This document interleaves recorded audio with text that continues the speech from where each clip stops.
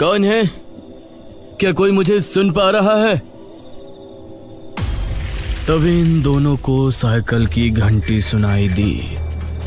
दोनों ने चौंकते हुए देखा तो वही साइकिल सवार आकृति उनकी तरफ बढ़ रही थी।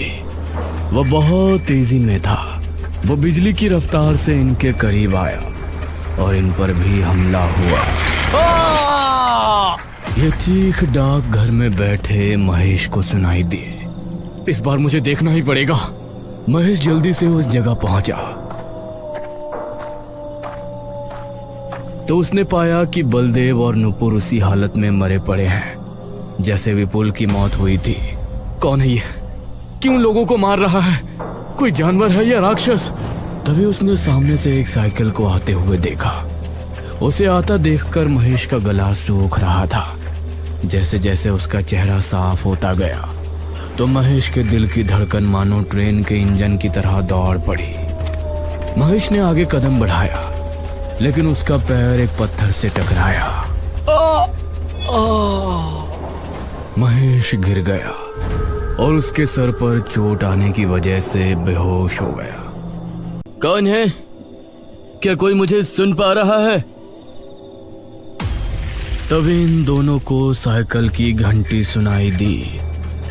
दोनों ने चौंकते हुए देखा तो वही साइकिल सवार आकृति उनकी तरफ बढ़ रही थी।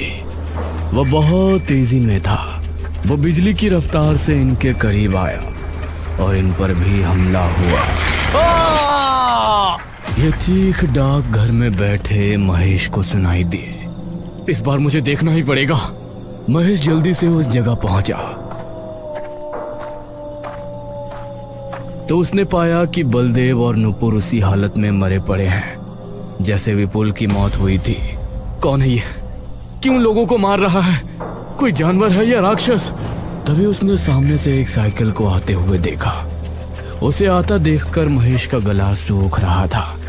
जैसे जैसे उसका चेहरा साफ होता गया तो महेश के दिल की धड़कन मानो ट्रेन के इंजन की तरह दौड़ पड़ी। महेश ने आगे कदम बढ़ाया लेकिन उसका पैर एक पत्थर से टकराया। महेश गिर गया और उसके सर पर चोट आने की वजह से बेहोश हो गया।